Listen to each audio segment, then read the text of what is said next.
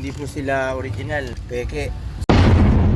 So paano nga ba natin talaga makikita or malalaman ng original at saka peke? Normal po ito na may alog. Normal po ito na may alog. Normal po ito na may alog. Good day mga boss. Ito meron tayong dumating Japan Koyo fairing. Legit yan mga idol. Japan. So ito is legit po ito mga idol ha. Yan, original yan. May mga nabibili tayo sa online na ganito rin, pero ingat po tayo kasi minsan or madami is hindi po sila original, peke. So ito po ay original. So yun, ito po yung ano niya, mother box. Ayan. Tapos regarding naman sa mga nagtatanong bakit daw may alog ang ating mga engine bearing, normal lang po yan mga idol. Ulitin ko po, normal lang sa mga engine bearing ang meron pong alog. Meron po talaga yung clearance dahil kapag umiinit ang ating mga makina, nag-e-expand po yan. Normal po ito na may alog. Lahat ng engine bearing. At madalas wala po itong cover.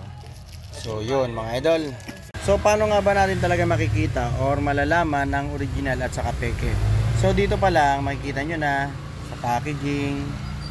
Yan yung kanyang marking dito. Then saan natin na ganyan.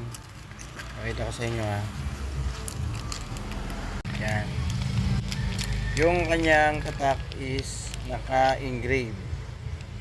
Ayun, naka-ukit. Naka-ukit yan. Kakalasin natin ha, para mas madali nyo makita. Yan ito, kakalasin natin yung isa para mas madali nyo makita. Idol, yan. Yan, ganyan mga idol. Dito pala mapapansin nyo na. Yung mga fake nyan is kadalasan hindi po siya naka-ukit. So, iniingat lang tayo mga idol sa ating pagbili ng mga bearing, lalo na sa palagay sa ating mga engine. So ito mga idol is ulitin ko ulit, normal po ito na may alog, normal na may konting clearance, pero kapag sobrang lakas hindi naman yan normal.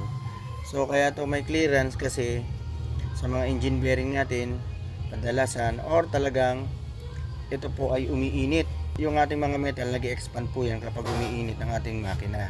Kaya kailangan ng ating makina is may mga clearance. So yung magsisiksik dyan, yung mga langis, sila yung magsisealed or magpipix nung ating mga bearing para hindi masyadong maalog.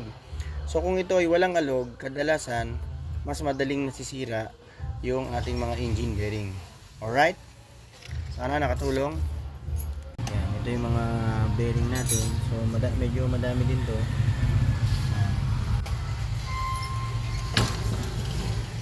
Hindi po yan fake.